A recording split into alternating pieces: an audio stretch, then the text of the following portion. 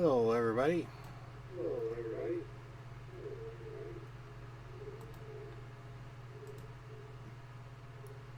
Sorry about that. Had it's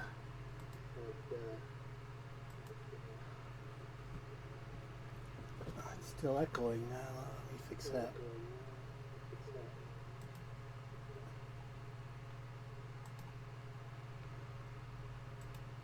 There. Okay, sorry about that. Okay, so welcome. If you haven't heard by now, the pre-launch page for my Kickstarter is out. Let me share that in the comments here, in case you don't have that. Let's get that.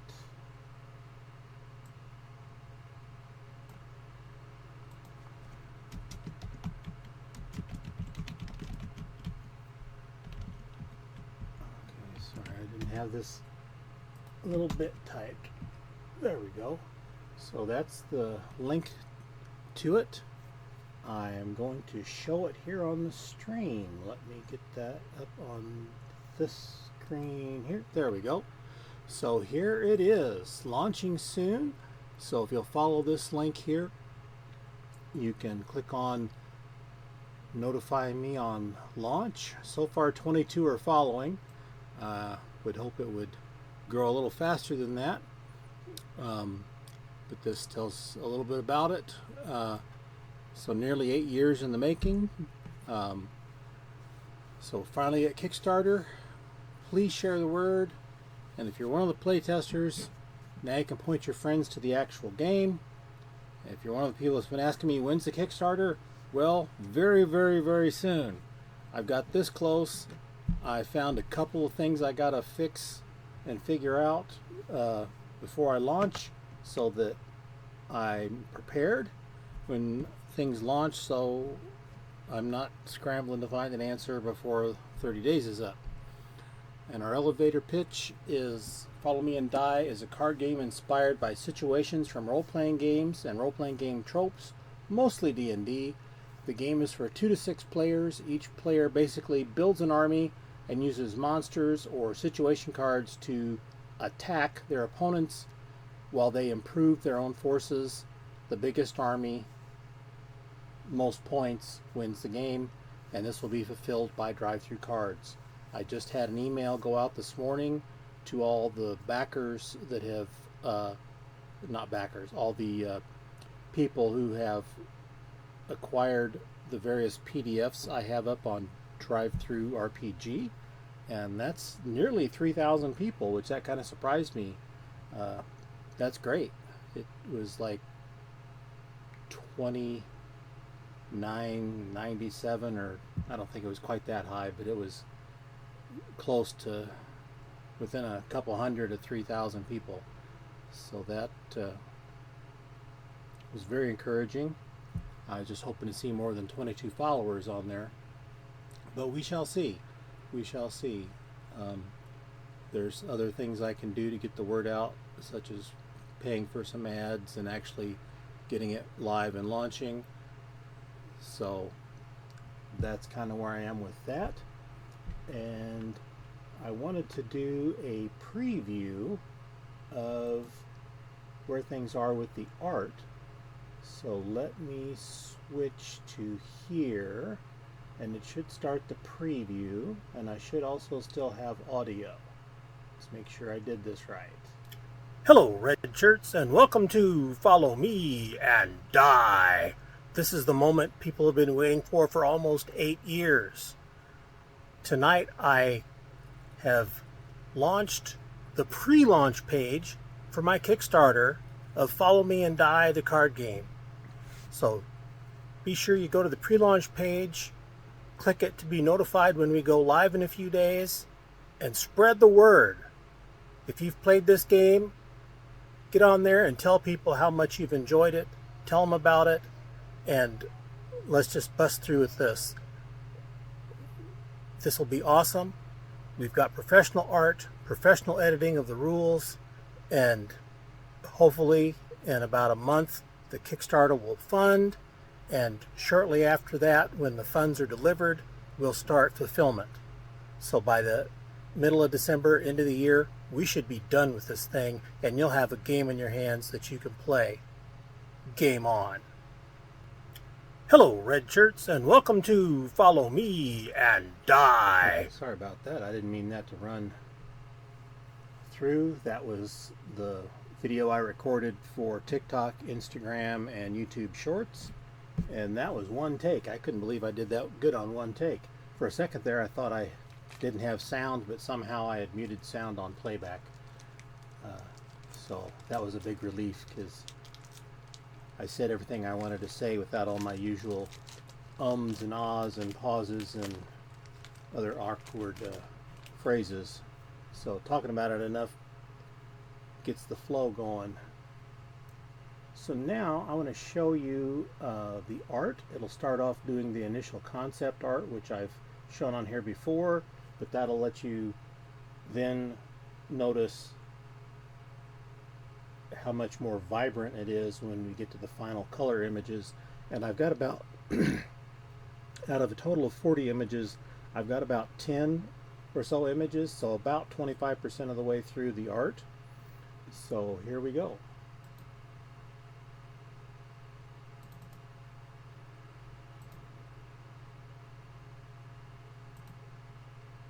And these are the archers, artillery, captain,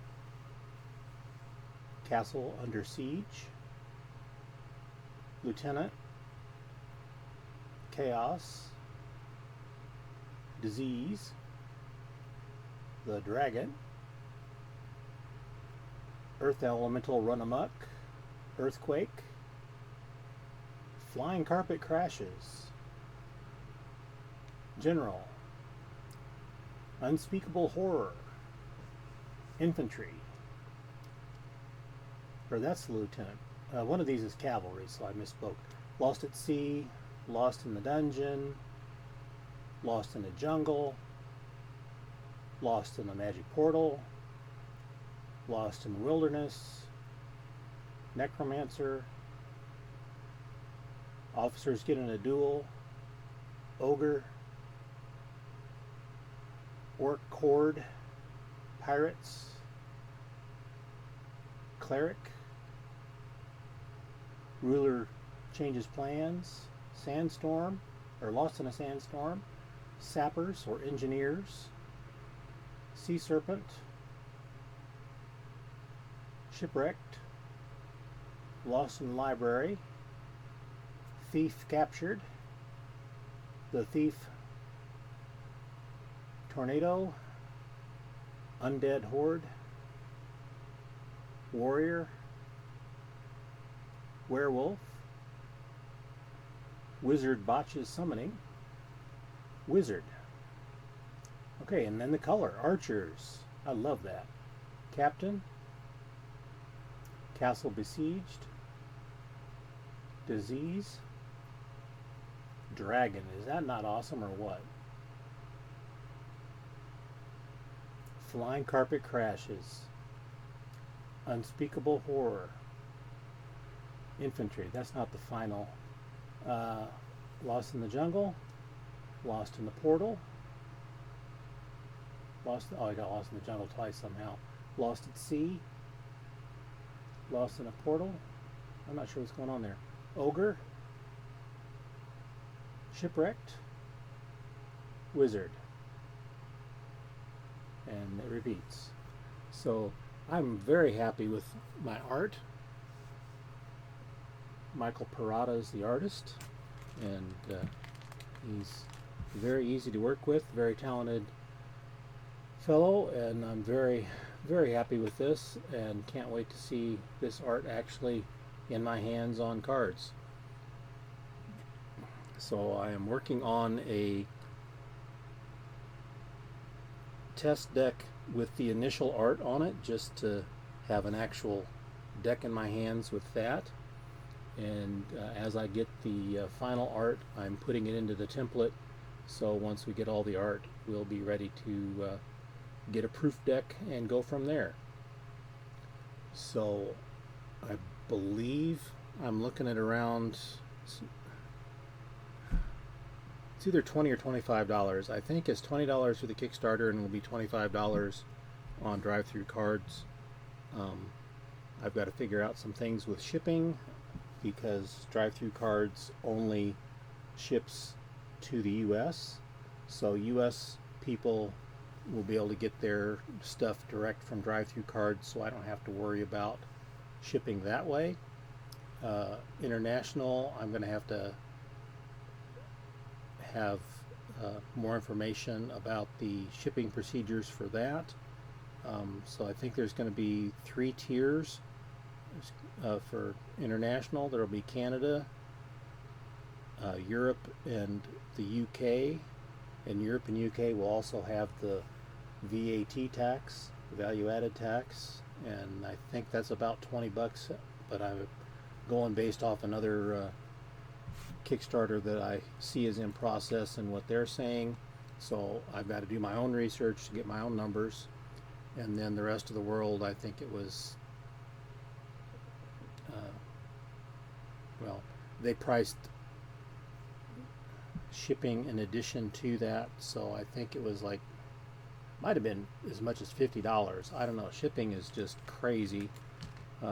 So you might be priced out of it because shipping is 2 plus the times the cost of the game, and the value-added tax may be as much as the cost of the game. So I apologize for that, but I've got it as cheap as I can get it and have it come out in a way that I'm not losing money, because that's the main thing. Is I've got a lot of money I've sunk into this, and I don't have any left to fund anything else, so we'll see how that goes. So that's the art. I'm very pleased by that, as I keep saying, and really can't wait to do more. So I think it's time to get back to our main topic, which is world building. So here we are back at our map, and I was working to come up with a hex type map based on a map of Greenland without the ice. And is this it?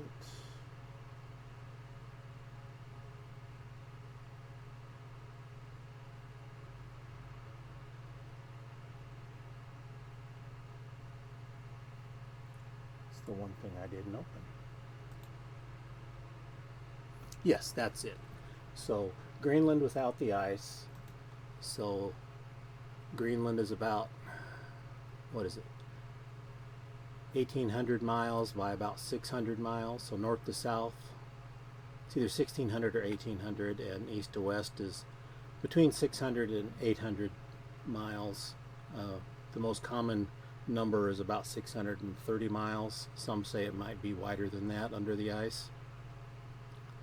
But I like this idea of an island with a large inland sea, whether it's a freshwater sea or a saltwater sea inland, and then the smaller areas of water cut off by isthmus of land, so you can't sail all the way in unless you're going to dig canals. So that has some other possibilities with that. Let's make that a little bigger. There we go. That's a little better. So the mountains off on the east and the south here, and a little bit of plains down on the interior, so it makes it a little harder to land, I would imagine. In the real Greenland, all the settlements are down here along the south. If you can see, yeah, you can see my cursor barely around the southern tip here, but converting this to a hex map was quite the challenge. It took me a while to figure out a few things, and a couple other things I hadn't got figured out. Work this week was a bear, and so I was a little late eating my supper. I was eating the last couple bites of food while my intro was playing, so I appreciate your patience for the bit of a late start. So I did manage to figure out the proportions where it kind of looks okay, and what I ended up with, which is this. No, why is it not showing? Come on. Well,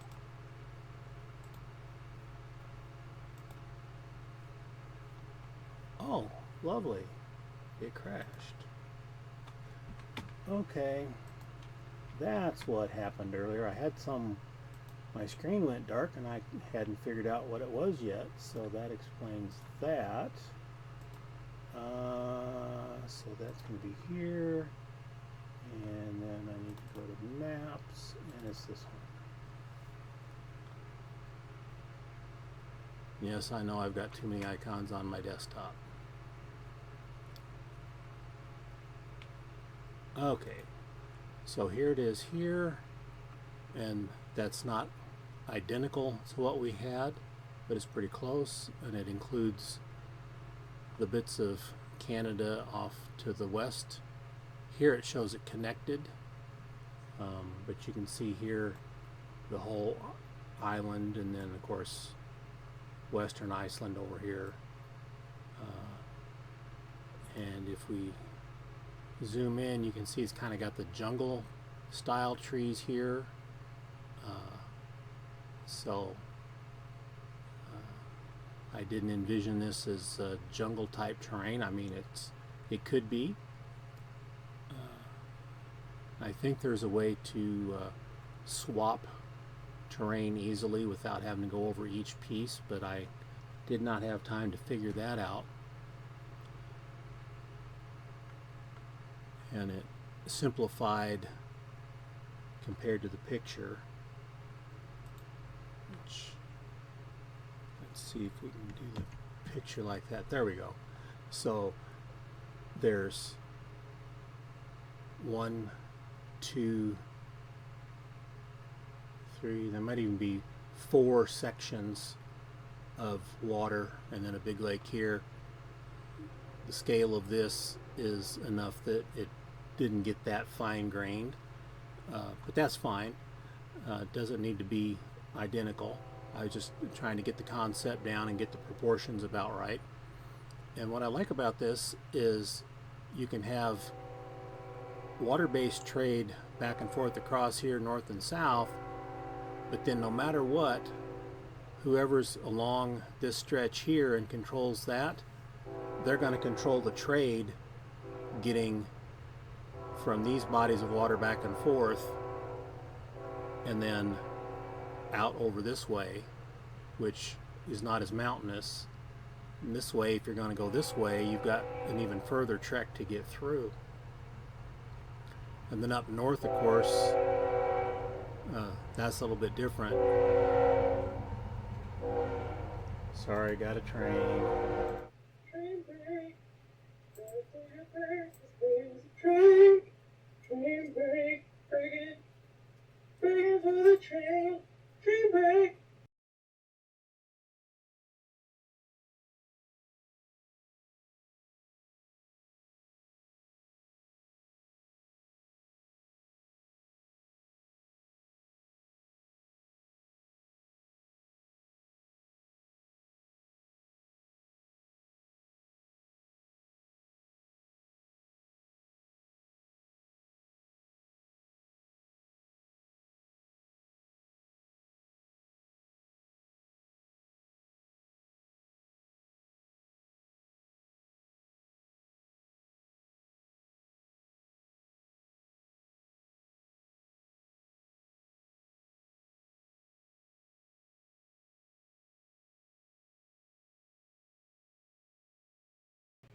Train break. Train. Train break. Break it. Break it for the train. Train break.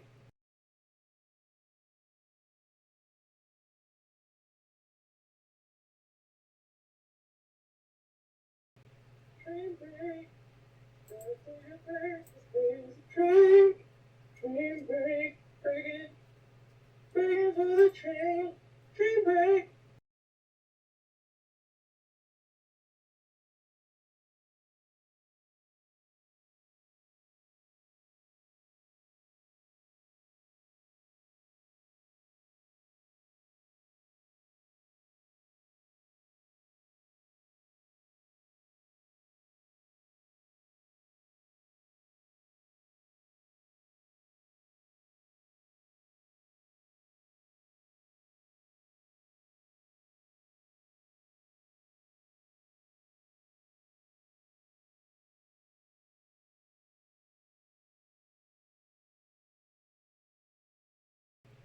Train break, train break, break it for the train break.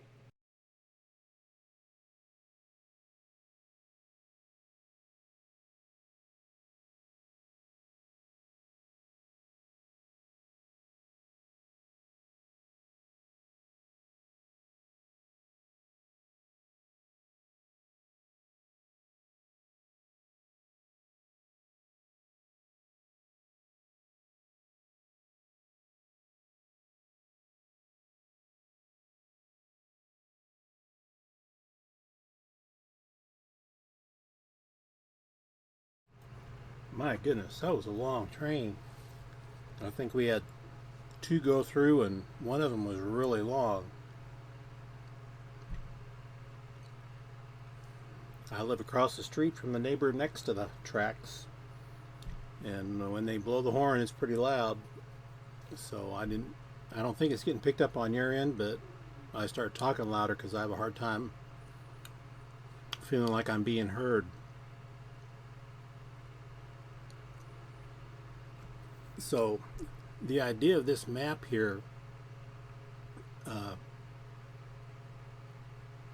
being as big as it is, so this distance north to south is like New York City to Kansas City, Missouri, and the width is like the distance from Kalamazoo to Kansas City, Missouri.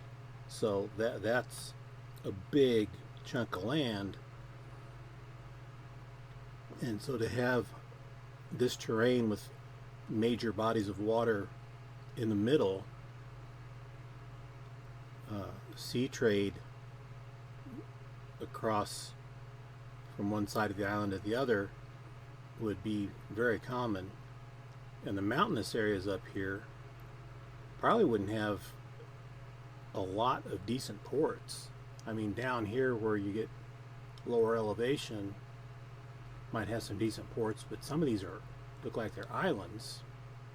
Let's zoom in on that. And if they're not islands, you could make them islands it's your world. Do it, make it how you want.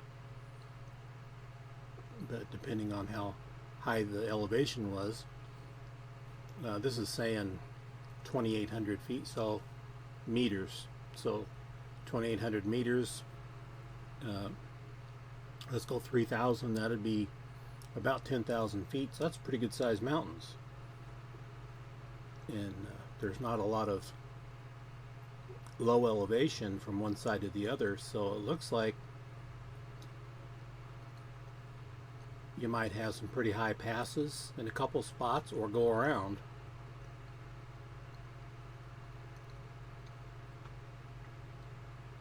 So anybody on this large section of the west coast is going to have a harder time trading on this side.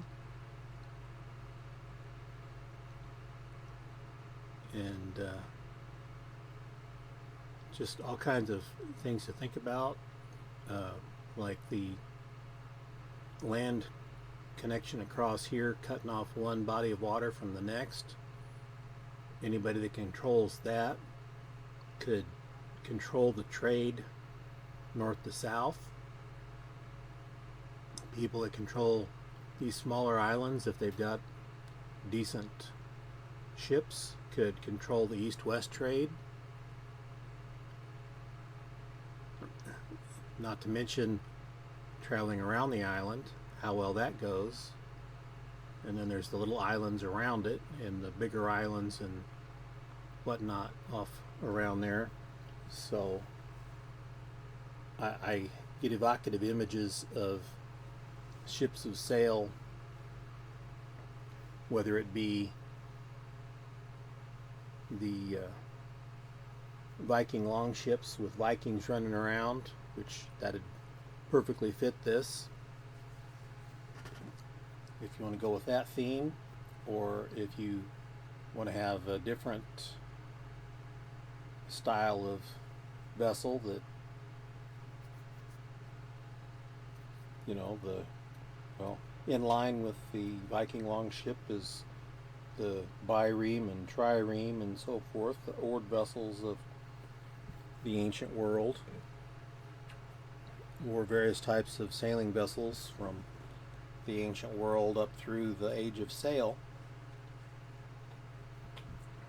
This isn't big enough that a clipper ship's going to be zipping around on the inland sea, so not that kind of age of sail, but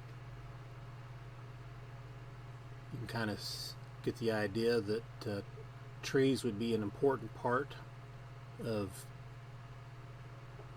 the peoples on this island, because they'd use the wood for everything, and the ones up in the mountains, they would probably have more access to raw resources, metals, and such as iron and perhaps coal and precious metals, copper, silver, and gold, and maybe gems.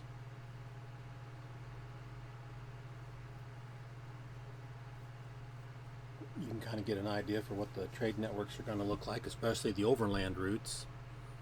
And I just see this area across through here being just a major source of conflict, where a trade dispute elevates to some sort of a border conflict, to a war, to pushing back and forth for control of this isthmus across here, until there's either a stalemate where they share some neutral city in the middle of the peninsula where they each have their own gate, one to the east and one to the west, and they do their business in the middle so that they're not at war. So whoever's in control of that neutral city in the middle has quite a bit of power for their size.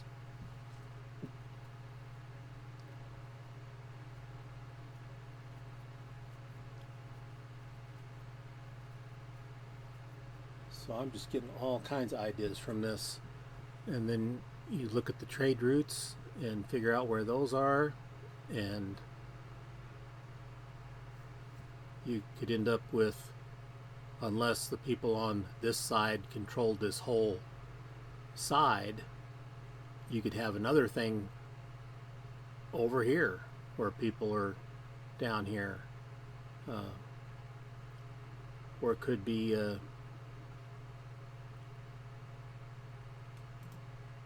move down here, or it could end up being like a 3 or more way contest over here, where the group up here is in competition with this group here and this group down here, and there could be another group up. There's all different ways you could divide this up. And then the people that have access to the exterior coast of the island, they could trade more freely, but on the interior there's more chance for friction and conflict. So the question is, how many different factions as far as nations do you want to deal with? So while we're at it, let's just open up a little document here and let's just start this out. So north to south about 1,800 miles, east to west about 630 miles.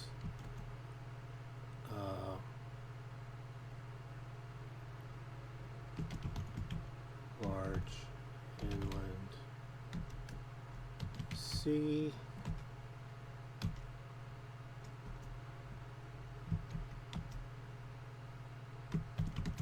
Is it freshwater or seawater?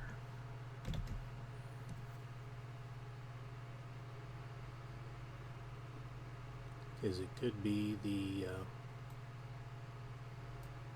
area up here could be porous enough stone that it's not fresh water.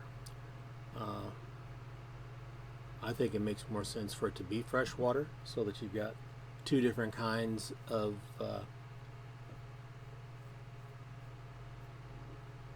ecological zones. You've got a large freshwater zone, and then the surrounding ocean biosphere.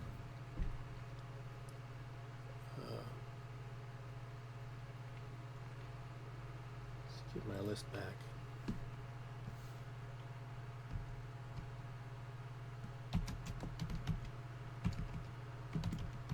So let's go with freshwater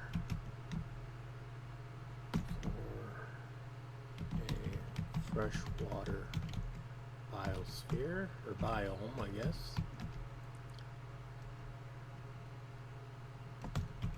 Surrounded by ocean for an ocean biome.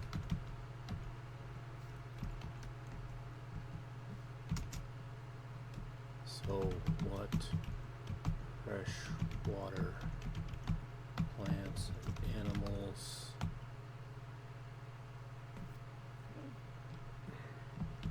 are there?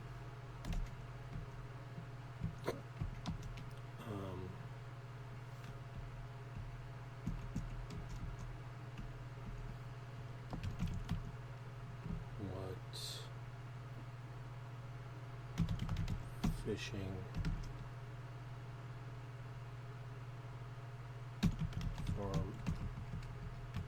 farming, hunting on the inland, we'll just call it an inland sea.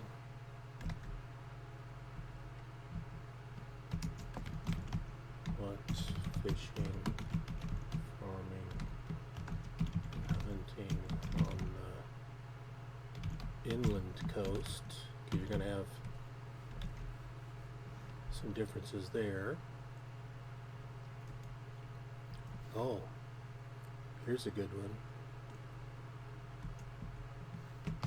How does the wind and weather, wind,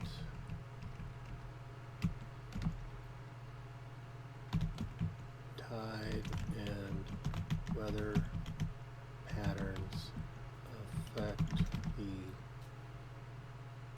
exterior coasts versus the inland coasts?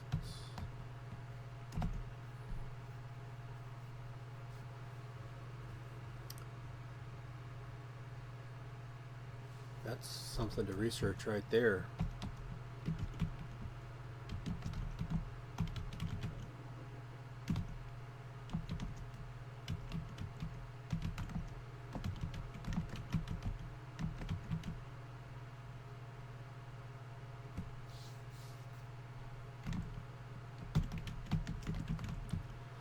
So, Caspian Sea, the Aral Sea, and the Great Lakes are basically all inland freshwater seas by their size. And the Black Sea is connected by the Bosphorus Straits to the Mediterranean, so there's not really a good analog. I'm not sure of a large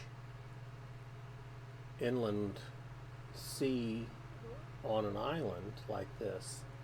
Now there's large lakes on islands, but they're not that big. So this is going to be take a little bit of creativity, and because the ocean-based weather is going to hit the coast, whichever coast is the prevailing wind direction.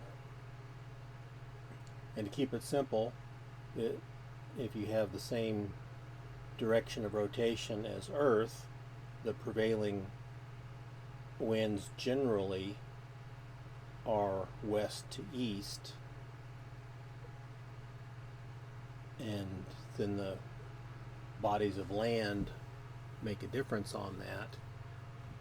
And as wind and rain comes across here, if it comes this way, it's going to dump rain here, going to get recharged, and the mountains is going to force it to dump even more. So I would think right here would be extra green and thick and dense.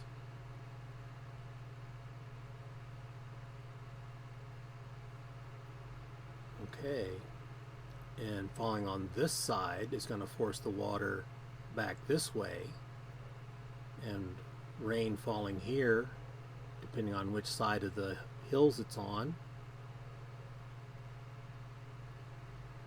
that would be very realistic for this to be a large inland freshwater sea that's maintained, as long as there's enough rainfall and perhaps subsurface water from aquifers and whatnot. So some of these hexes are indicate dry areas, so there might be some that's a little drier than others, but there wouldn't, in my opinion, be as many as there are, because the elevation on the west side is not as high as the east side elevation, and I could see the eastern coast being more dry, because 10,000 foot high mountains, while not as high as they are in the Rockies and so forth, would still force to drop a significant amount of the rain before it crossed over.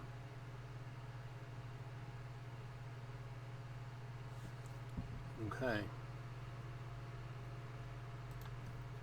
Fix that. So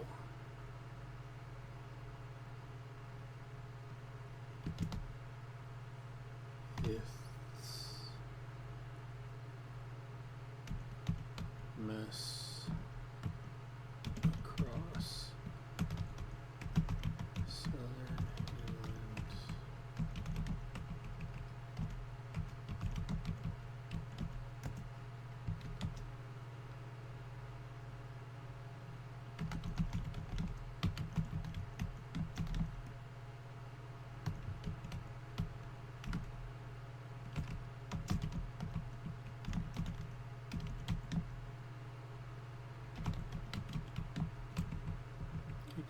so it forced portaging cargo.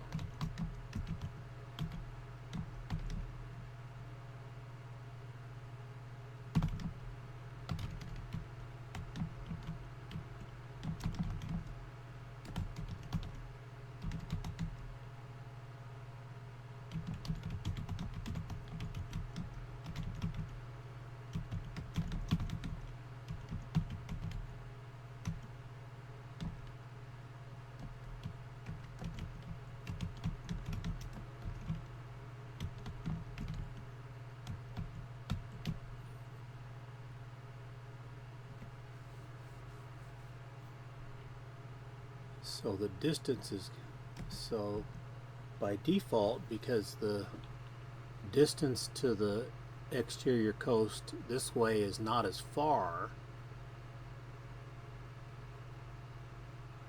trade would favor going to the east by distance, whereas overland to the west, no matter which way you go, it's a lot further to get to the coast. And as steep as those coastlines looked, there may not be a very good place for a port. So yeah, it's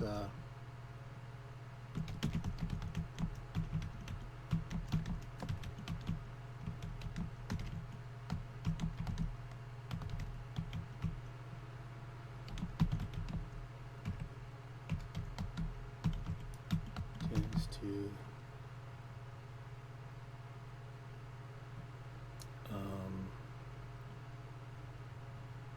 naturally encourage more trade due to easier travel.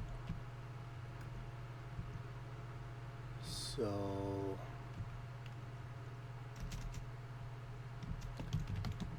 this would encourage those on the southwestern coast to build roads to ease travel and entice. So it's just logicking your way through this to figure out how the trade's going to flow. And I apologize, I am not looking at the... Okay, no messages. So you should be able to comment without having to be watching for a specific period of time.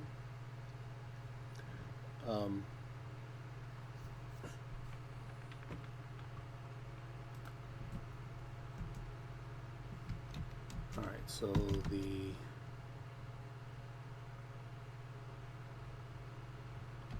land of the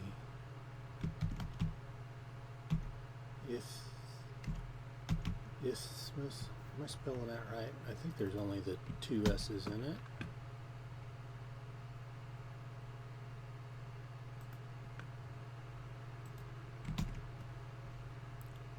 Okay, yep. That's right, isthmus. Well, I'm curious about that word.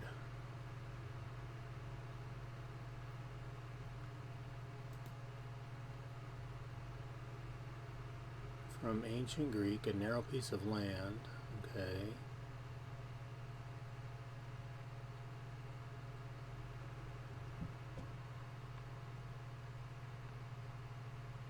Isthmos. Isthmos. Oh, neck. So it's Greek for neck. Well, that makes sense. So it's a neck of land.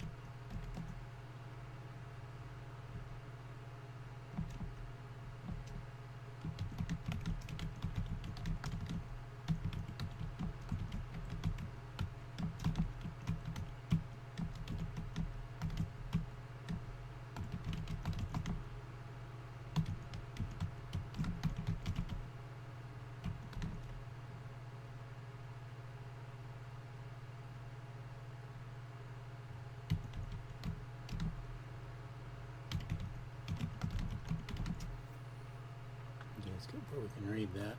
So yeah, it'd be natural for trade disputes to arise because somebody gets control of that strip of land and they start demanding that.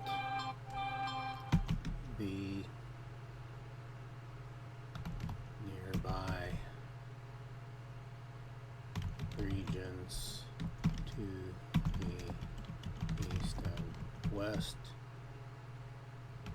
would know of the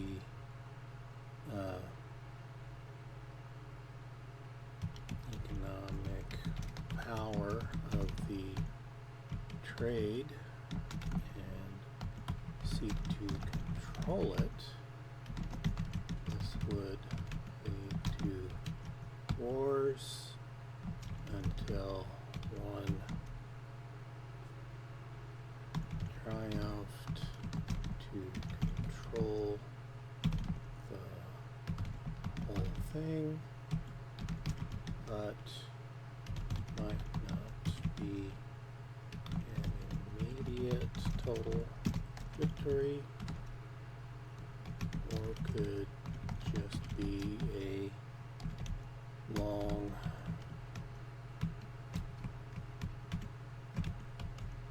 drawn out back and forth that leads to a neutral third party in a trade city where sea trade is landed for safe portage across the isthmus and the east and west peoples come through their respective gates to trade. There we go.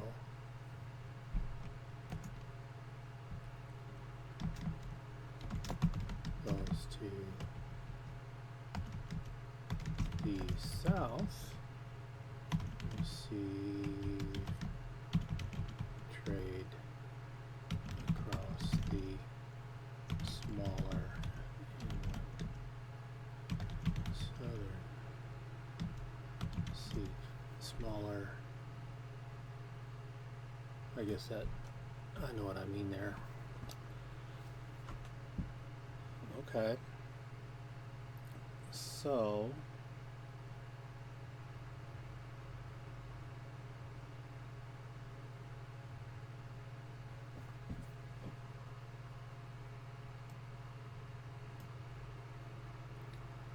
I'm thinking the west with the 10,000 or so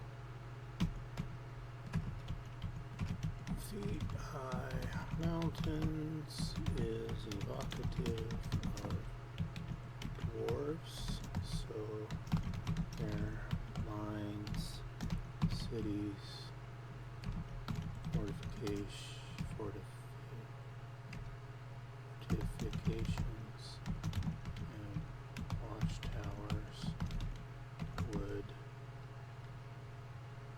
dot the mountains.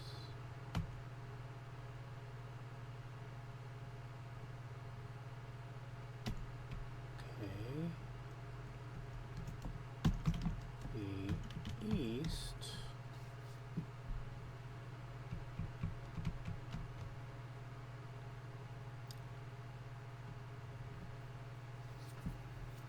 well, there's some fairly dense trees along through there.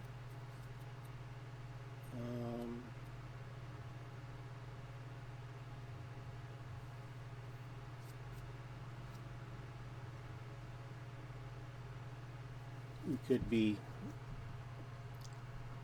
the standard trope of elves in the woods.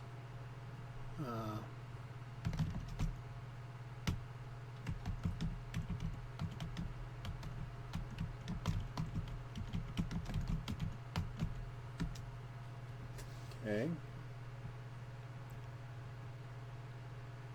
That's more getting into what Tolkien led the way with elves, with sea-based whatnot. So if you want that trope. Or it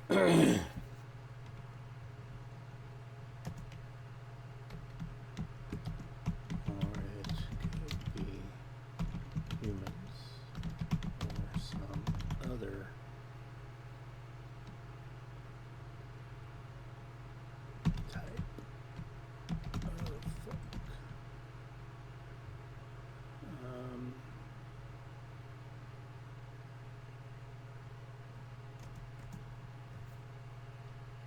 else have we got here? Oop, I didn't mean to drag that way. Let's come down here. So we got some more mountainous hilly down here. The southern hills and mountains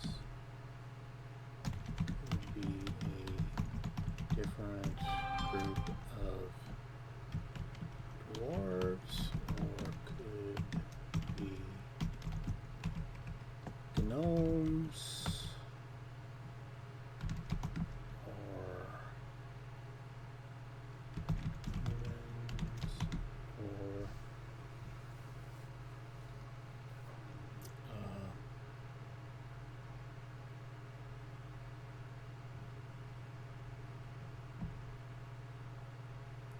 a once great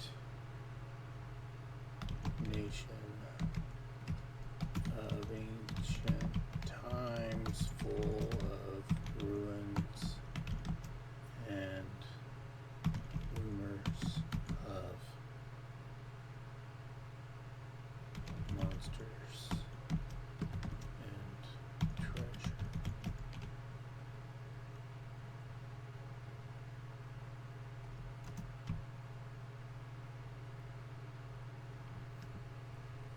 And as I recall, these are 36-mile hexes. And they might have been bigger. I got to find my notes from last time. Every time I get close to getting work where it's not out of control, something blows up. But I'm not going to talk about the details because it just is irritating. So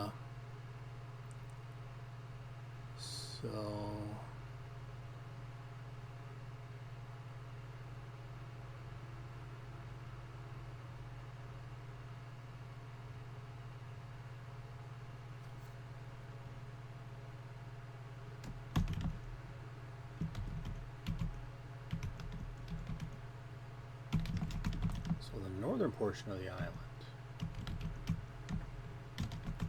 what could that be up there?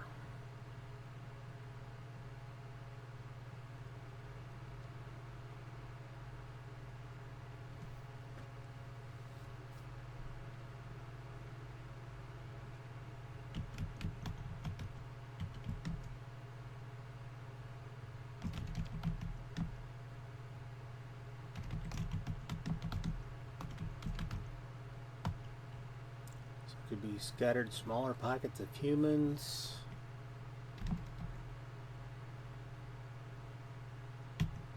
Or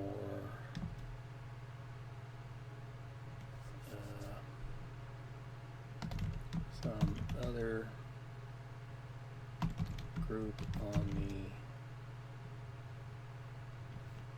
quote-unquote fringes of civilization. So at its root, civilized means you live in a city. So they don't have, I guess it's possible you could have some sort of nomadic group going through the trees and hills. Could be shepherd, okay. Could be semi-nomadic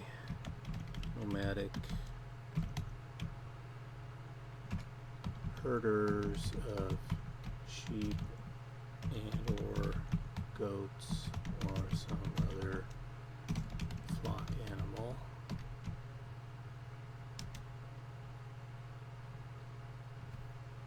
Okay.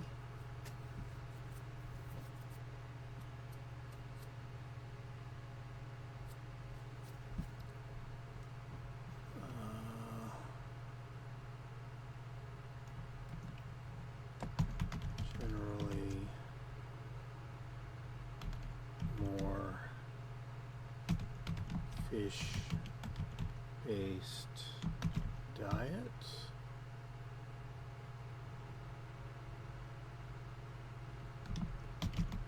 But enough land for other animal sources of food.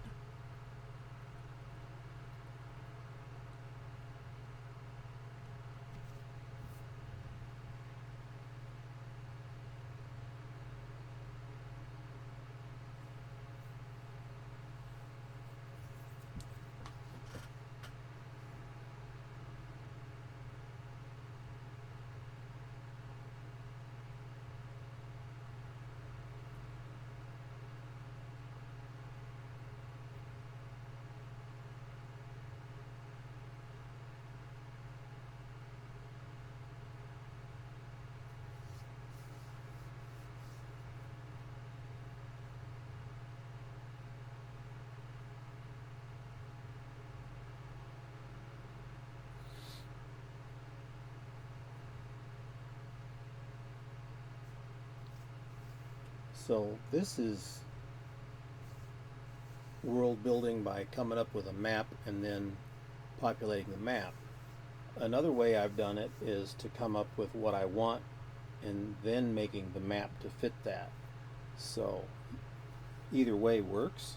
It's just whichever way you feel called to do it, because there's no right or wrong way. There's you either have a world that you develop or you don't. And what matters is if you want a world for a game world, one that you actually use is the way to go, and whatever it takes to get there. So I'm not the kind of person that wants to buy a world. I did buy the Greyhawk Gazetteer back in the 80s from TSR, and while that was cool, there was a frickin' lot of information in there. And that's just, it was too much, because I felt like I had to know it all, and you didn't really. But that's the learning curve for a new game master, is trying to get that under your belt. And that's why I like making my own, because that's basically how we ended up doing things anyway, is we made our own adventures, because you know the rule books and so forth were expensive enough. Not everybody had money back then to buy all the modules. I only bought 2 modules. One I bought was the Curse of Strahd, the original Curse of Strahd, because I really love the maps in that. I've never run that or anything. Then Village of Hamlet was another one I bought, and I bought that in college because I thought I'd use it for the basis of starting a campaign, and I never did. I had that thing, gosh, 25 years before I ever ran it. And I've run it at conventions only, and I think I've run it 4 or 5 times, maybe a half a dozen times. And I learned a lot from that one, because I tried to start at the beginning of the module, and in a convention 4-hour session you want to start outside the dungeon. So learned that the hard way, and that was a helpful suggestion from the people that played. Said, well, we didn't get into the dungeon, so we recommend just start at the dungeon instead of trying to figure out where the dungeon is. And because I had people start in town, and that didn't work well at all.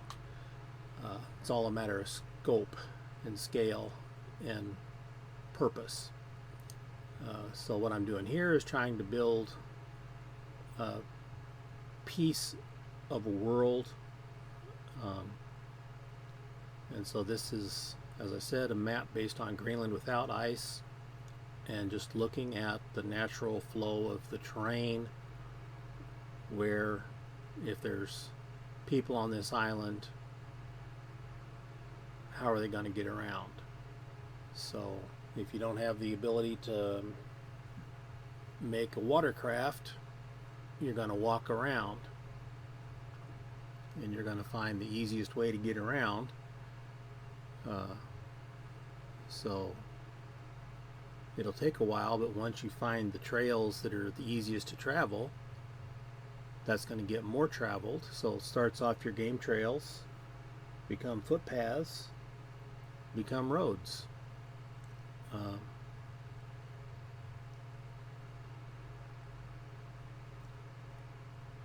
And then next we're going to get into what are the resources.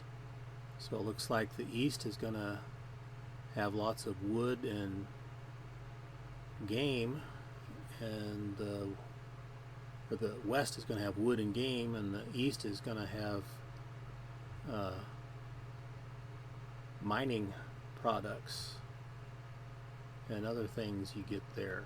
So they might have some type of game animals and creatures.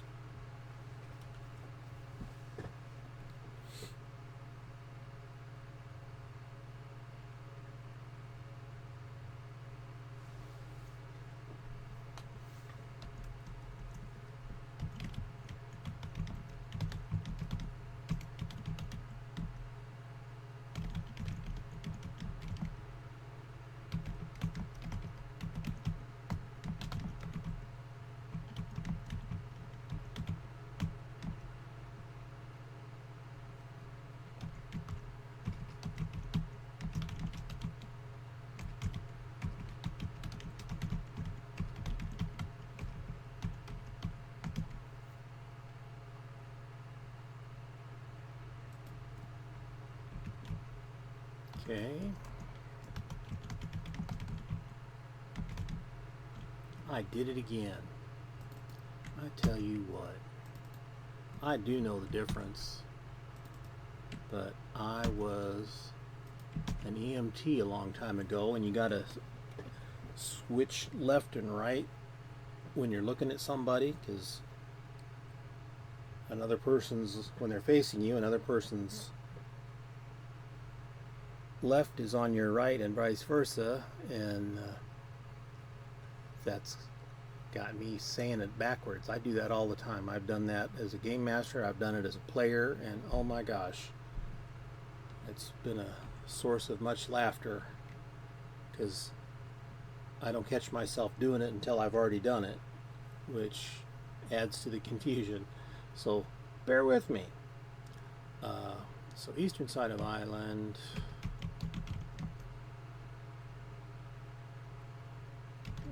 More focused on mining and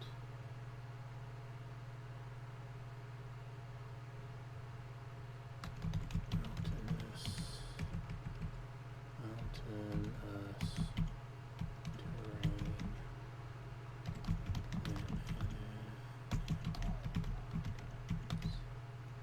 Okay.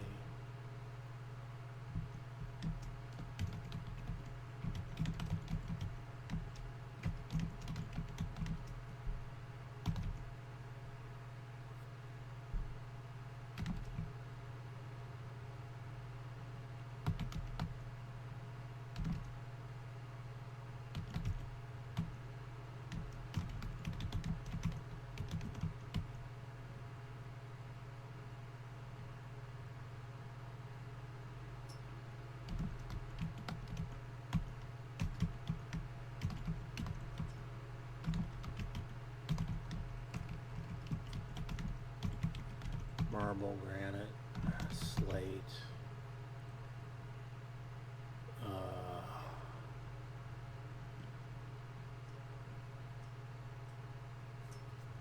Yeah, stuff like that.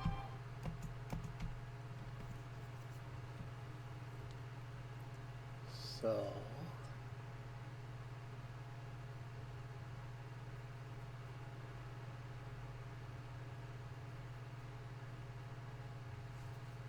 if the southern portion of the island is more densely populated,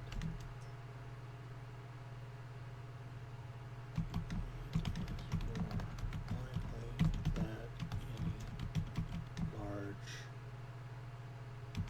creatures or monsters would be more likely in the north, such as a pair of rocks in the mountains, let's see, to the north of the eastern mountain range. There we go. So you get a pair of rocks up there, and there would need to be large enough herds of either wild or domestic animals to support them, or a large enough population of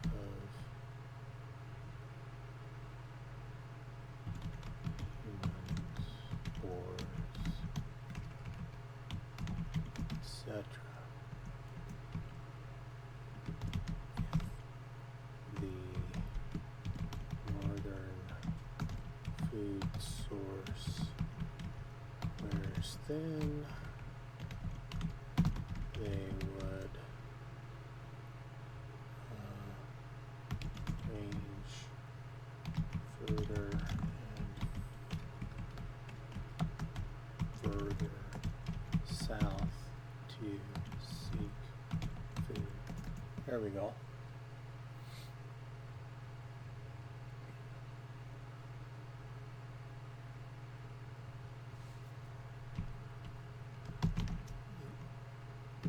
Larger northern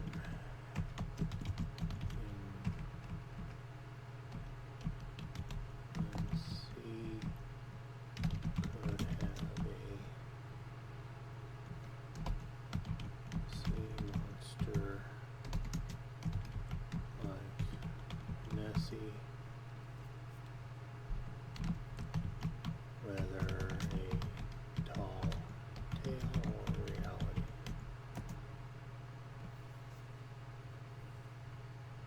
Okay.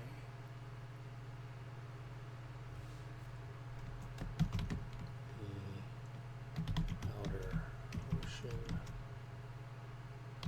might have contact with merfolk,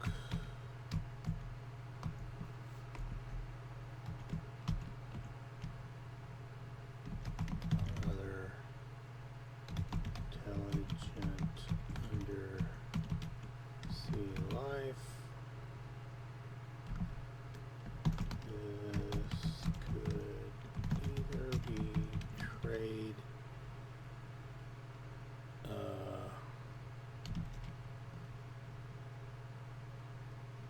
on a friendly basis or neutral or fairly trusted basis, or it could be a flat out hostile interrelation leading to skirmishes and occasional war. So yeah, you got to figure out how that's going to interrelate. Any large dangerous sea creatures and their natural monstrous. Any major ocean going power from across the sea with nearby islands or from more distant shores. Oh, here we go.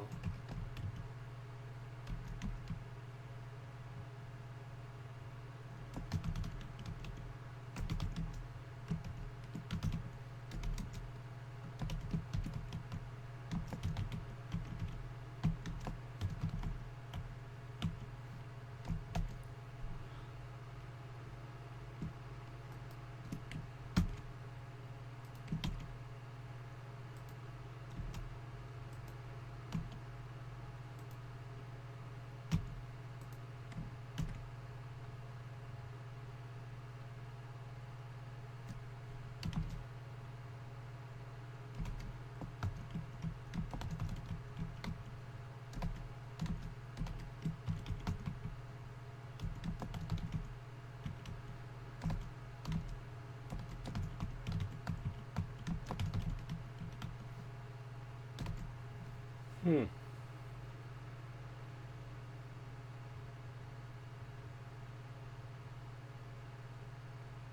You can see why it takes me so long to get something done, because I have all these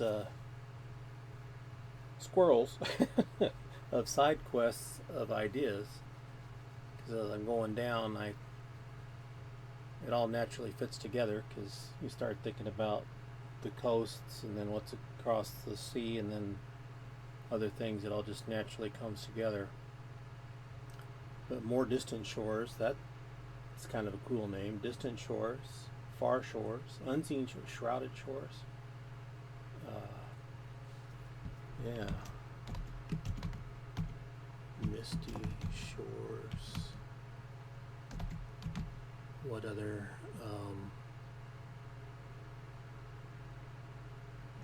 Veiled shores.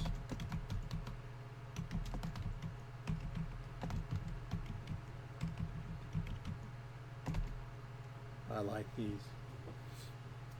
These are some really good ideas.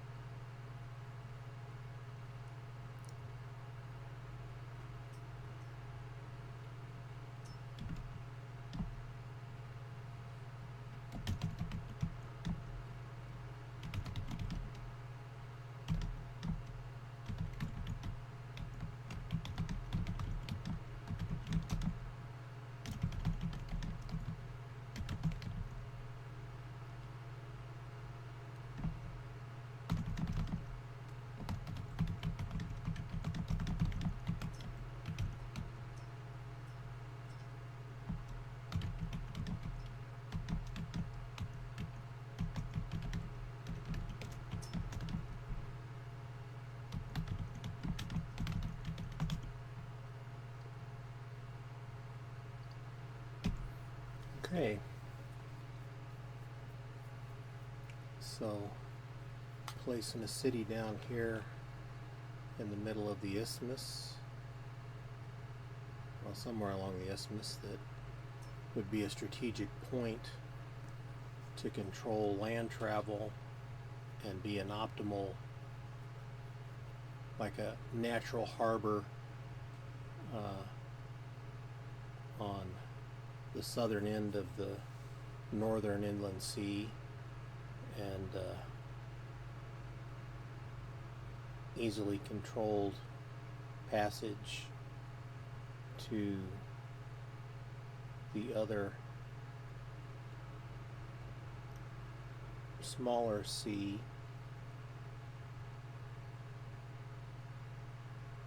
Could make it very rich and wealthy, and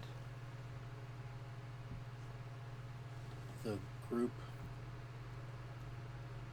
either side, so the groups to the east and west would try to keep it on their side, because the groups to the east and west can't work together for whatever reason.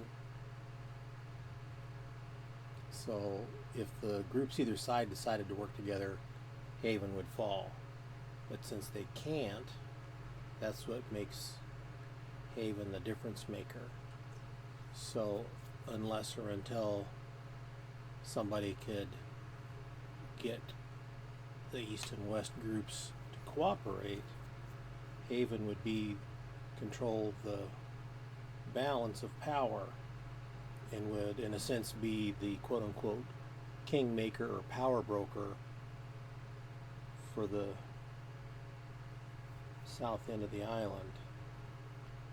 I like it. I like how that comes together.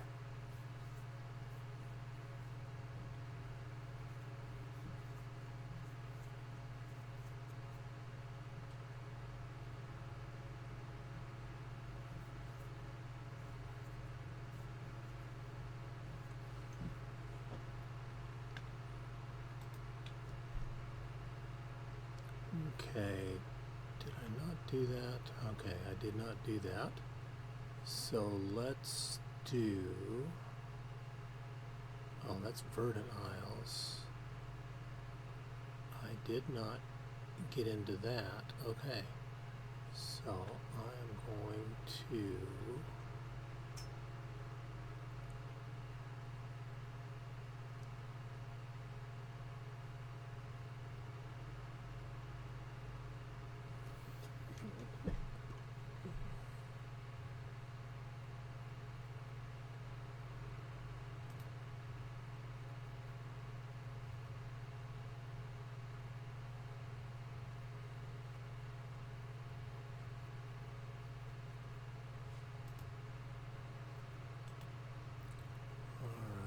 make a new folder. We'll call this New Islands.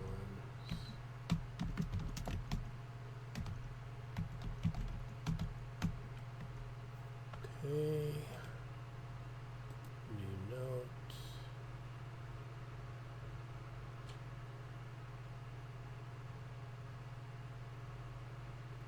Right, this will be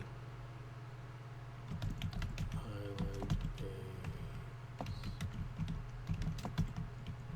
Greenland. Oops. Oh, nice.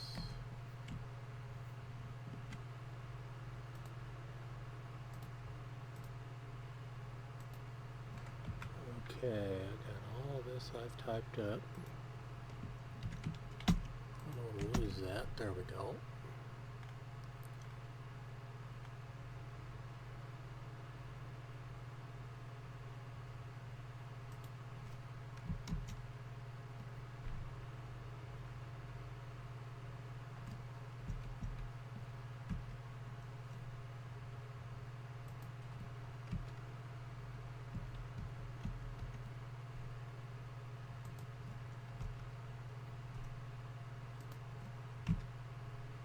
That worked out pretty good.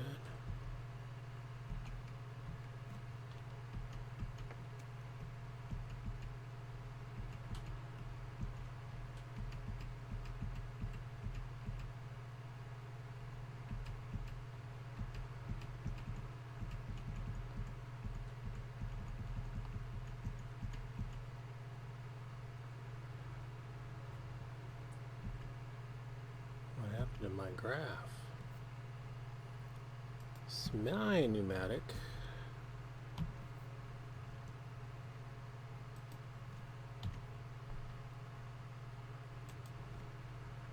Good grief.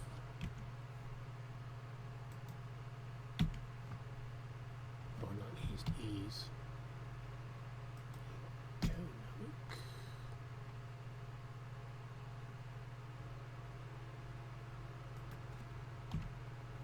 Siler.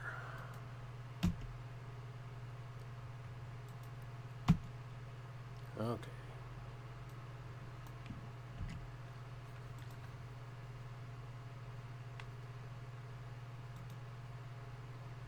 What's going on with my view here?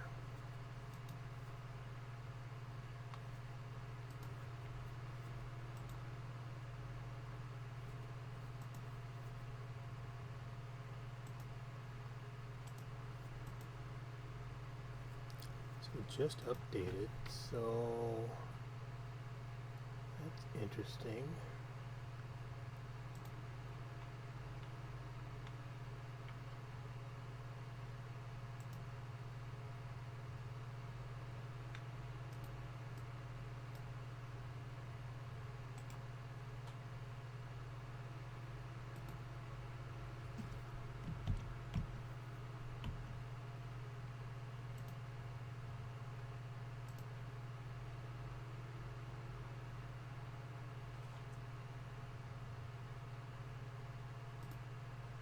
there's that.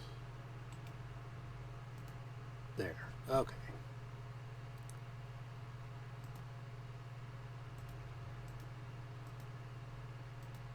Huh.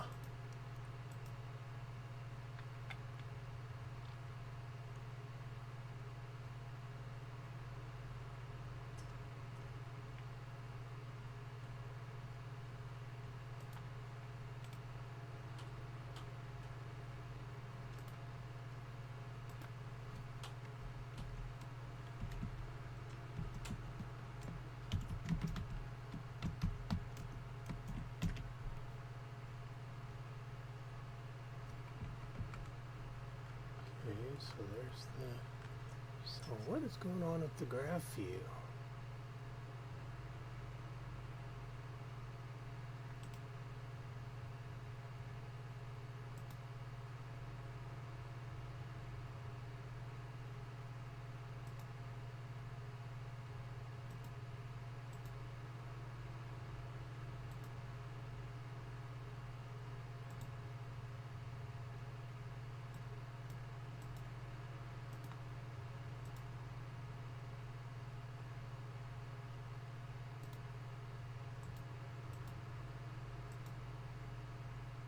Huh. No, sorry about that. I just got a little sidetracked by that. Didn't realize that did that. Okay, so I've copied all that, so I don't need to keep that. So get rid of that because I copied it to here. Alright, that's a little distracting. I'll turn that off for now. Let's try turning it back on, see. Oh.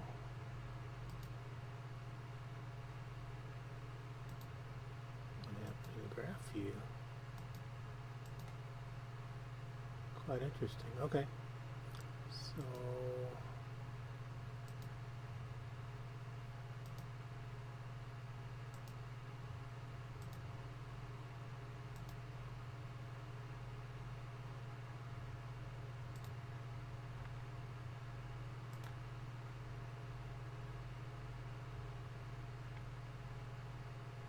well, they changed something here. I'm not sure what they changed, but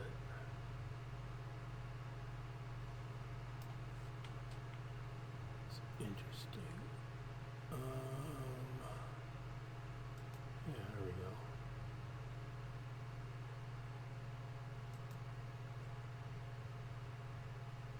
Okay, well that's working.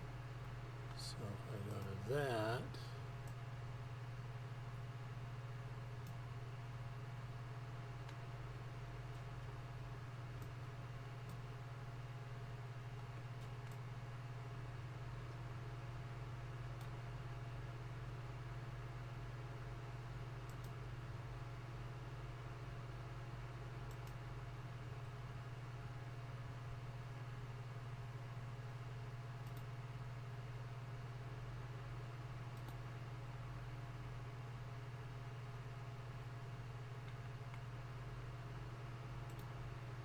huh.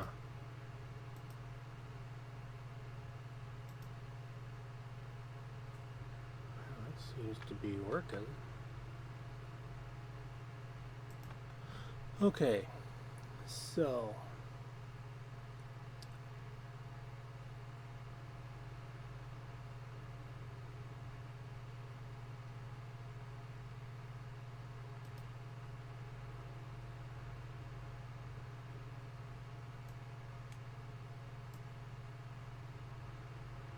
there we go.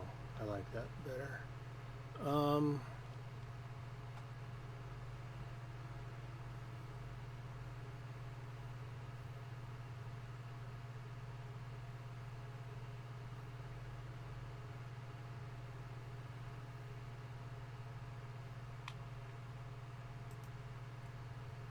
Okay, so here's that.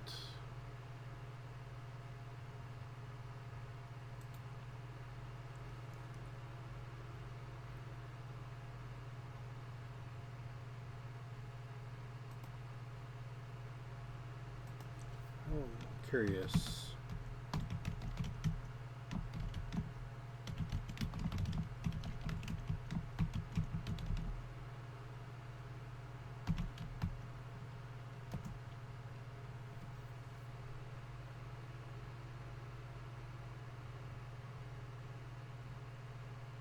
Oh, okay.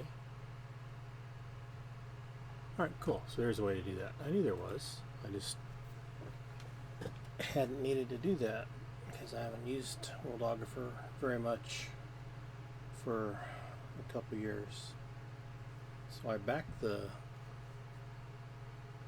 Worldographer 2, and now they're on, I think they either recently completed or they're getting ready to fund the new version of Worldographer. But anyway, we're not talking about Worldographer. Trying to get my brain back on track here. Been a long day, and I've had a lot of late nights last weekend trying to get my Kickstarter to the point where it is now. I'm just about there on things, so so close to being able to kick launch on that thing. So keep your eyes peeled on that. I must apologize. I'm kind of running out of steam, but I want to commit to maintaining a 2-hour stream on Friday night. So we got about 25 minutes to get there. Not a problem. We will get there. I'm just trying to get my brain going here. So we talked about a possible rock in the mountains to the north. And as long as there's plentiful food to the north, it's not going to move to the south. But if plentiful herds through drought or disease thin out, then the rock is going to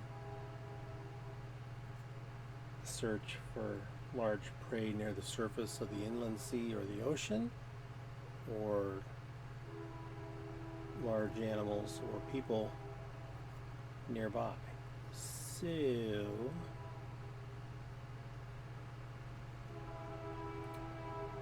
that I know. Train. Train break, train, train break, break it, break it for the train, train break.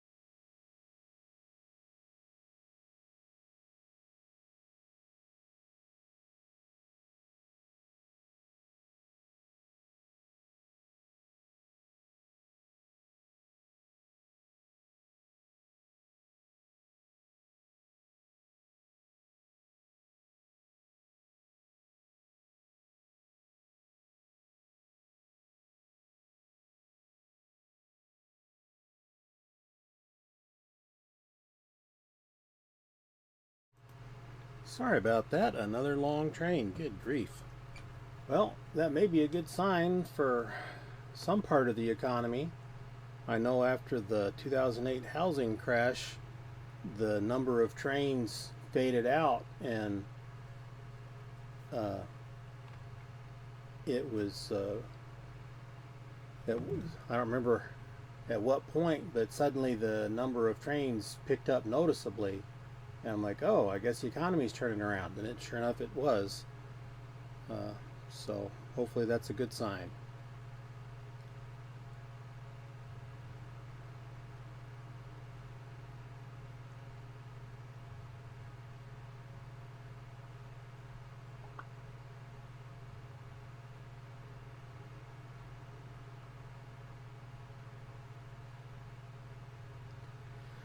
Okay, so thinking about other things.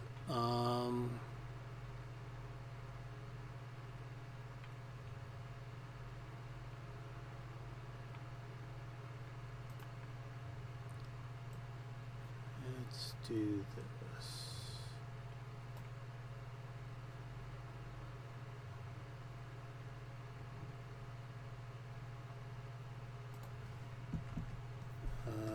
So Merfolk to the northeast of the northern part of the island. Okay, so say somewhere out here is going to be the Merfolk, because it's not as tight as in here.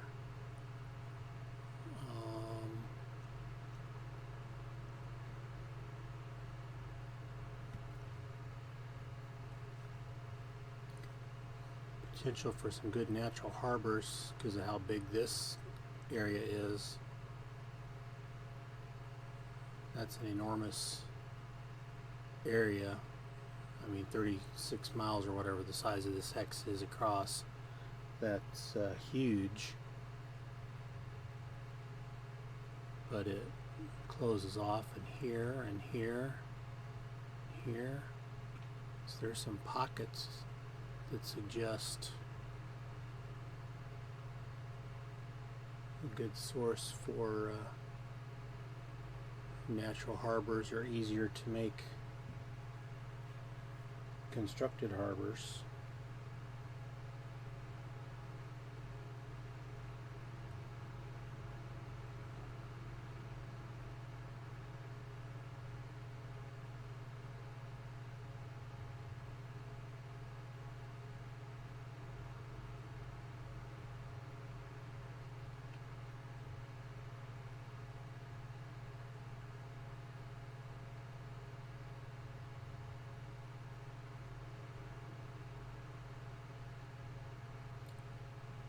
So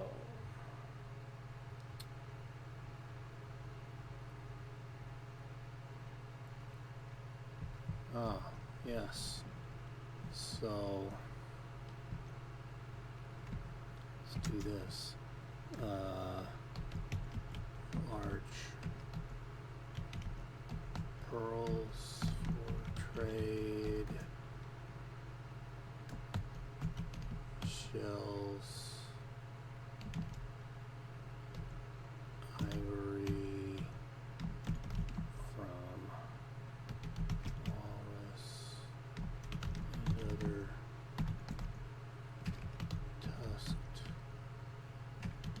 sea creatures.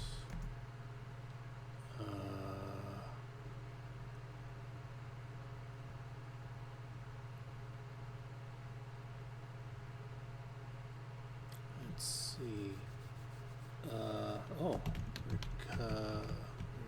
Recovered cargo from shipwrecks. So that'd be. Why did I never think about that? So they not only might they hoard it, but they might, for a price, recover it.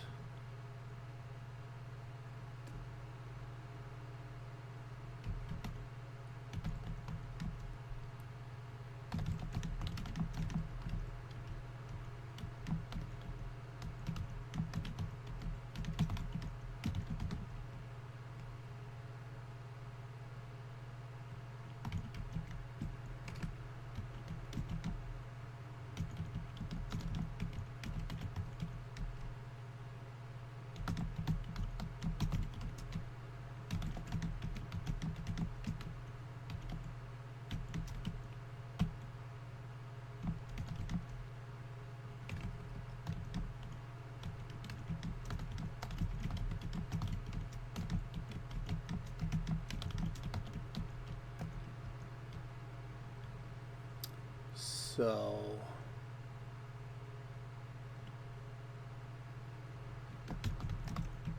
chicken might be a delicacy. Beef.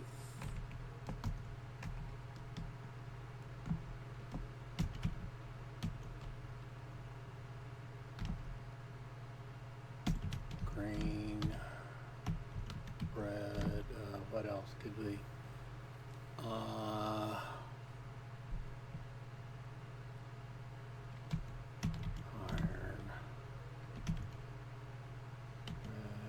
Precious metals.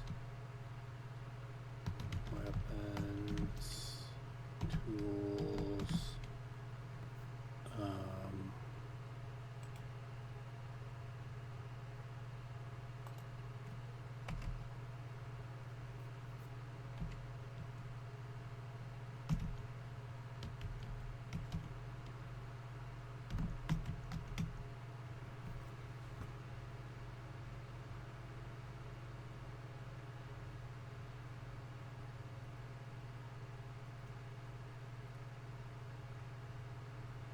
So what might they want?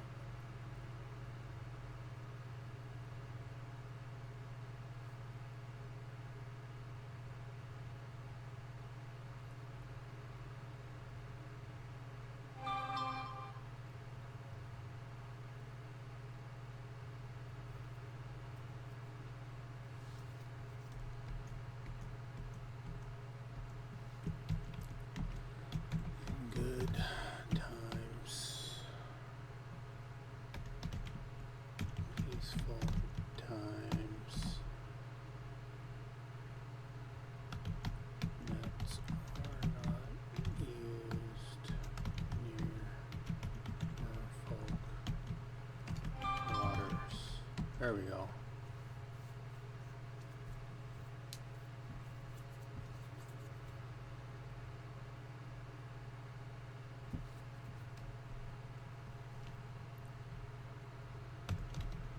Shipwrecked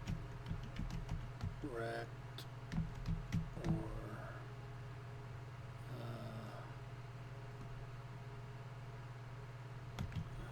survivors of a sinking are regularly saved and brought to shore.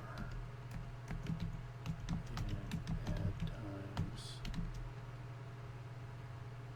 Sailors are not saved, and ships may even be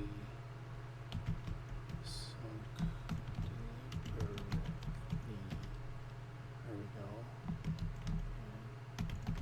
And not too careful about where they cast nets.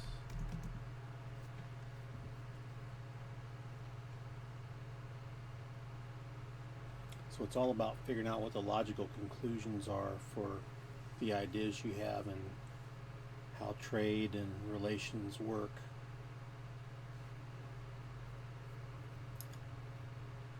So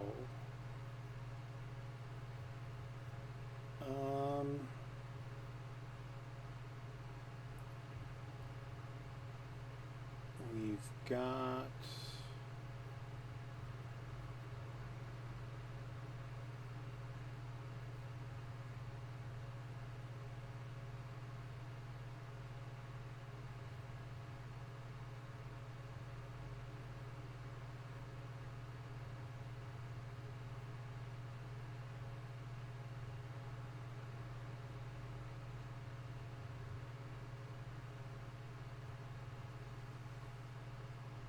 so what other things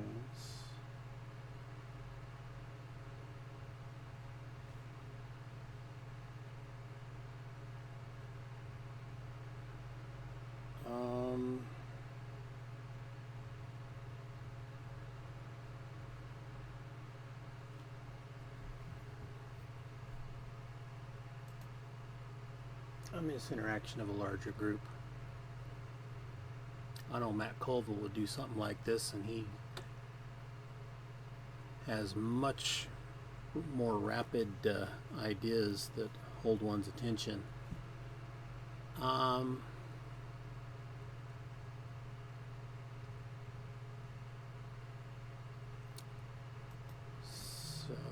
we got that.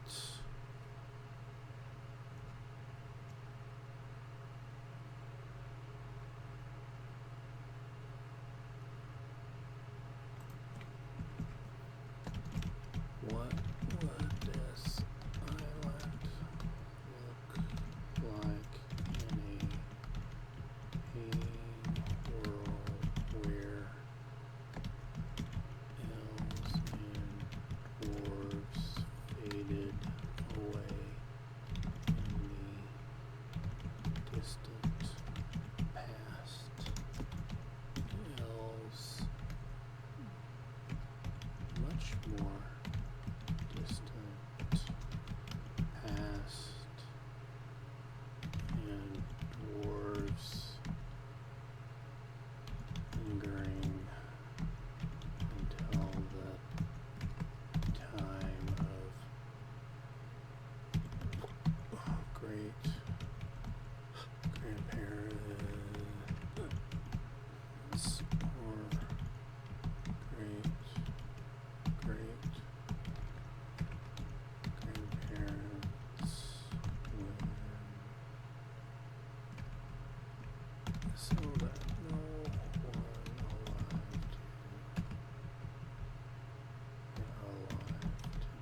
today is for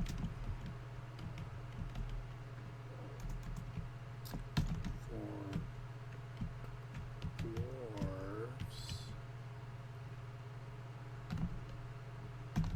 This would mean that Werber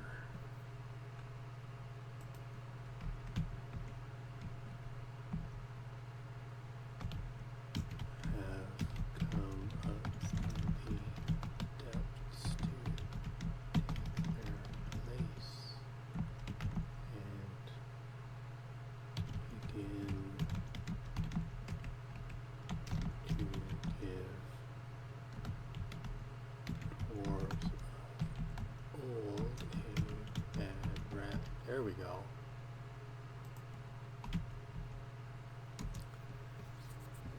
So I'm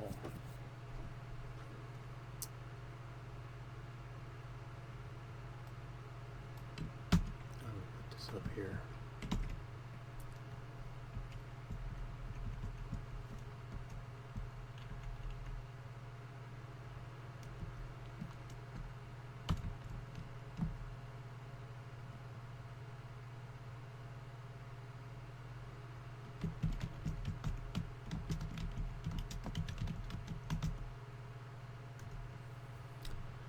So I'm thinking of doing a humans only campaign for my next campaign I run. And I'm thinking of a West Marches style. I've got an idea that I could do it in this archipelago type world and have a sea-based component to it, or be on an island large enough that it could host a West Marches campaign.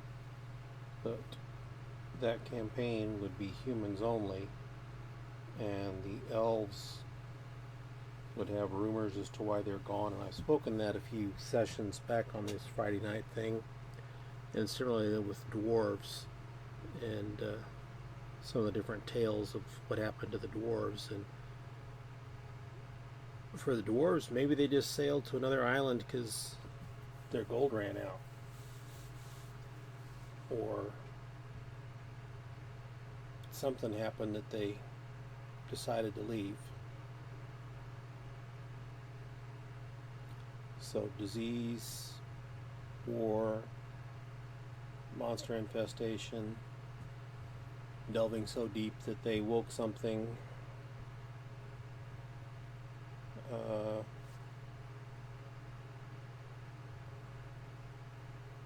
What else? So anyway, and if the dwarves aren't there to keep the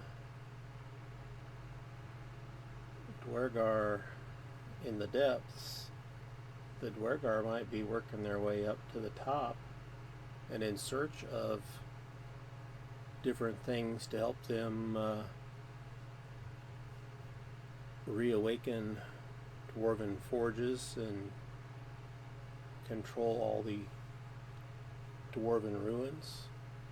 And adventurers might discover Dwergar who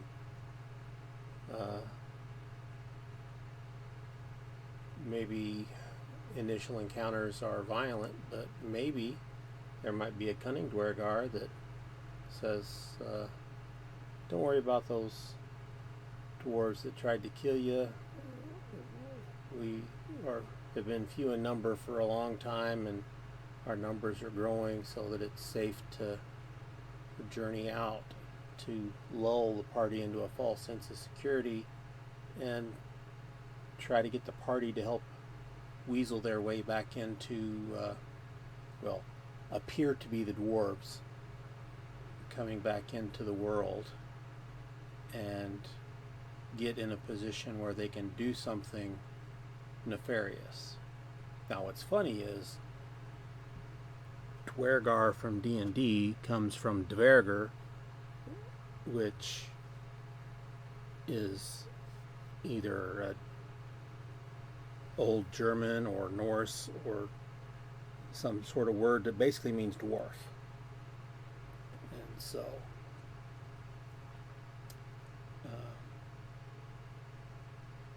that's just interesting, though, to have that idea that the dwarves are the bad guys, because the dwarves are the bad kind of dwarves. That could be interesting.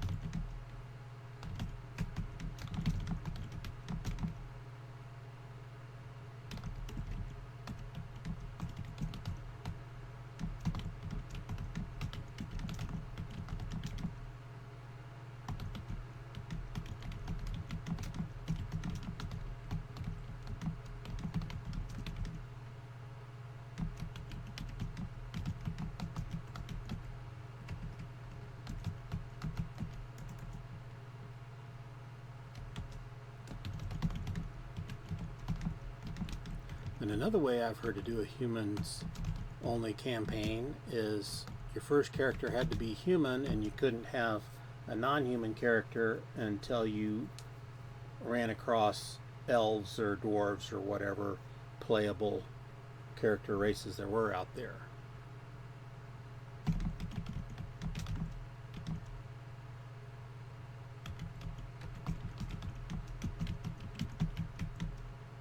And I believe I've even played in a campaign like that. I've played so much over the years, it's kind of blurred together. But that is an interesting idea, that the non-human playable characters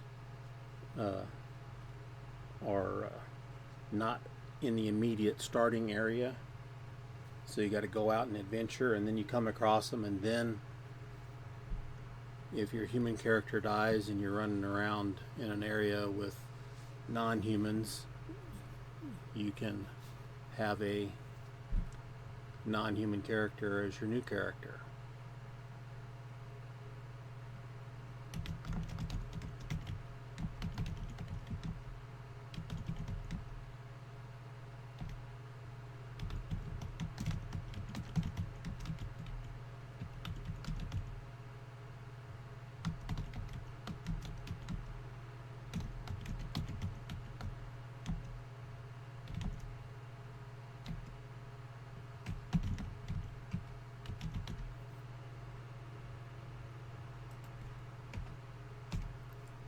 Okay.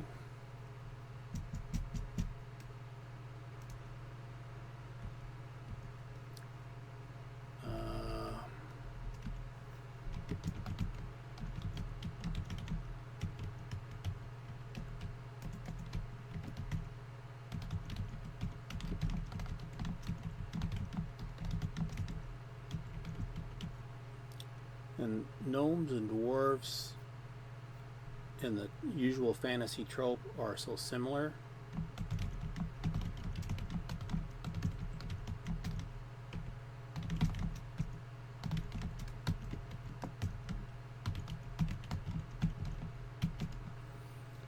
So, and it just depends on what kind of campaign you envision. So, where there's a gajillion different types of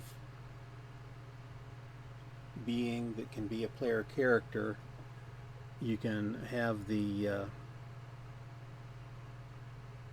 human-centric campaign where it's only humans, or you can be like Star Wars or Star Trek where there's the new alien of the week and you got a gazillion different types, and Star Trek's more about discovering new types of aliens, and Star Wars, while there is a little bit of that, it's mostly there's a gazillion different kinds of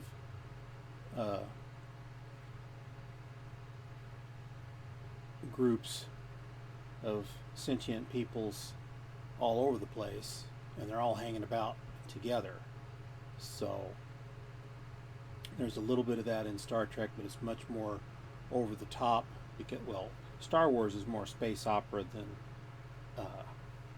somewhat realistic. Star Trek is kind of over the top a little bit, but it's mostly in a serious style,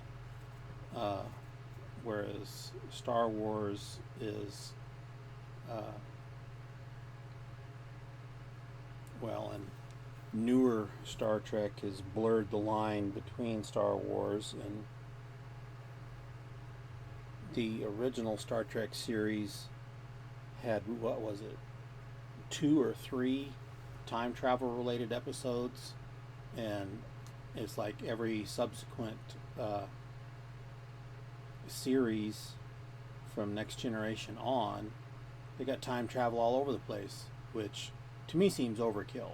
Because, yeah, okay, I can see having a little bit of that, but and maybe paying homage back to the episode where they had the opposite universe Enterprise and the evil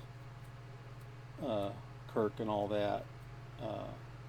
That can be interesting if done well. The problem is it's got to be well written and hold together. My opinion on that, but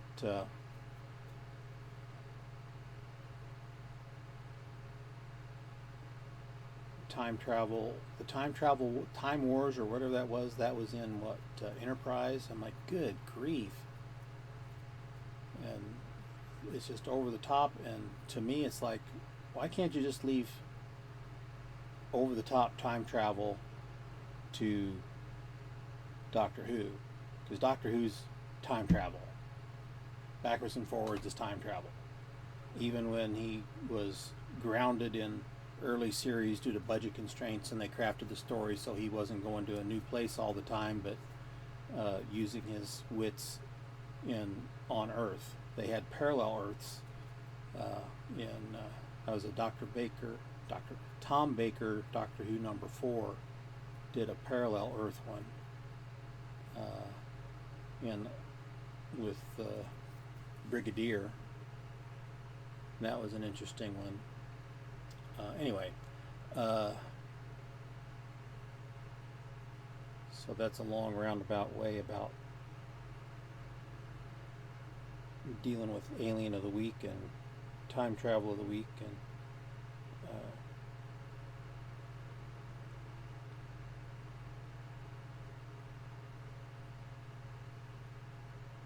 that gets a bit much, in my opinion, to come up with a new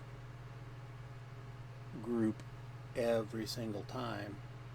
I think having new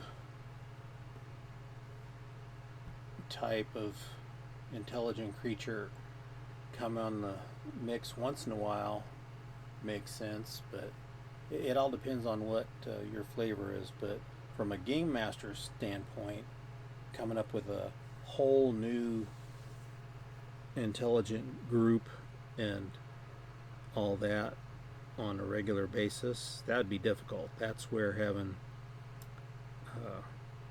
bestiary and intelligent groups of creatures in their home worlds and home sectors and empires and whatever else their star spanning thing may be, it to me just doesn't make sense to have a whole bunch.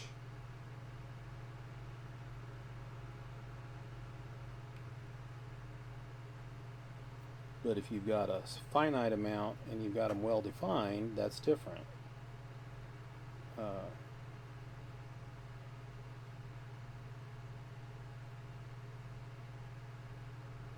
It depends on what kind of science fiction campaign you're running.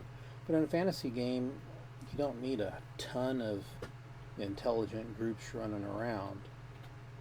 They just become tropes of different real world countries and peoples and their interactions between each other. And while that may be interesting or helpful to figure out different things through role play, that's not everybody's cup of tea. I'm wanting to get away from combat, and it doesn't have to be combat all the time. The whole murder hobo thing and combat is, roll initiative. Why does it always have to be roll initiative? Why is it always? There may be times when that makes sense. I have an idea for kobolds in my next campaign that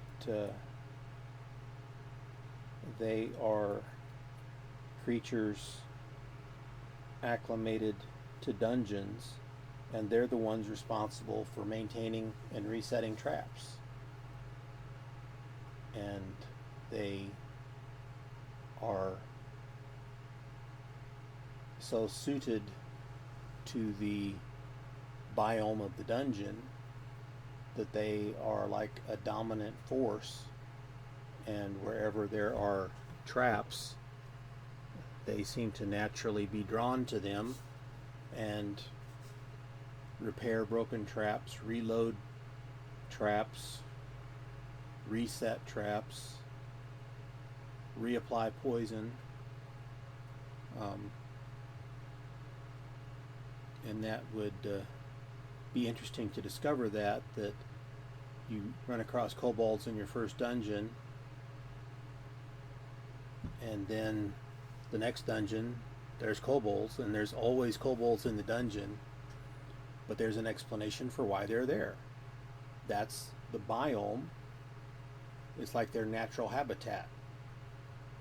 Why not? And have them in the mode of Tucker's kobolds from the Dragon Magazine article describing how deadly they are, because you get any version of D&D kobolds, the smallest, puniest animal or intelligent creature, and you have them organized and working together and playing to their strengths. So why would they go out and meet a human army toe to toe? The humans would beat them unless they had them outnumbered and surrounded.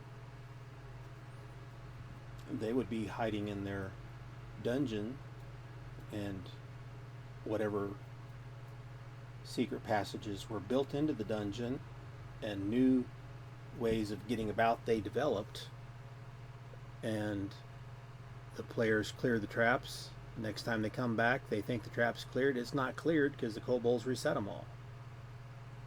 Even if it's, you'd have to determine if they were gone for a couple of days, how many traps get reset. So unless or until you either make a deal with the kobolds for safe passage and you share loot or bribe them with food or help them chase off monsters that are causing trouble or wipe them out, you're not going to be guaranteed a safe way through the dungeon because the traps keep getting reset.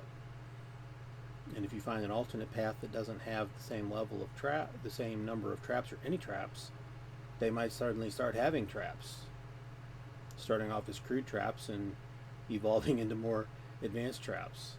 So that's what I want to do with kobolds, make them the maintainers of the dungeons.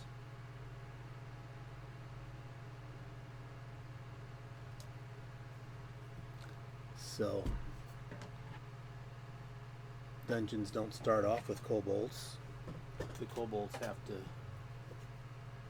find them, or maybe they spontaneously generate. Maybe something carries kobold eggs underground. Maybe kobold eggs get stuck in the folds of a burrowing creature like a purple worm burrowing through the ground, and it breaks into an opening of a dungeon and seeds it with kobolds. Sort of like birds carrying fish eggs in their guts or stuck to their feathers or their feet or whatever, that get fish into brand new bodies of water.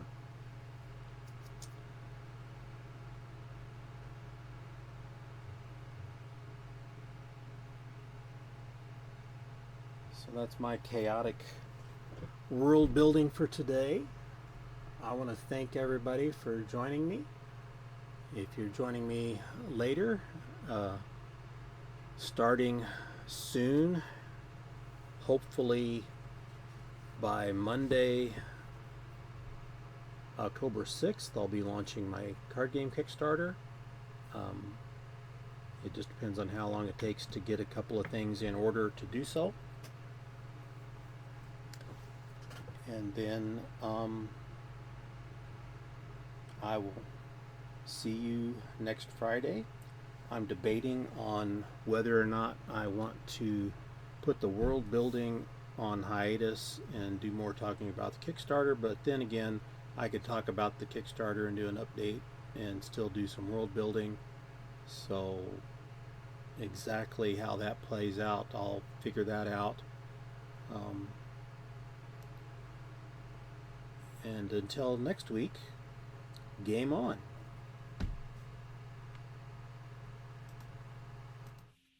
Knows how to wield a sword, spellbinding and divine, up on a shield to a wolf, and if you have the time, he's got a mean sales pitch, he even makes it rhyme, and if you need a job, this is his go-to line.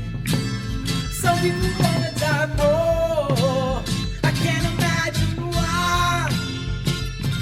They say once you bought the bomb, there's nothing left to buy. But if you wanna die rich,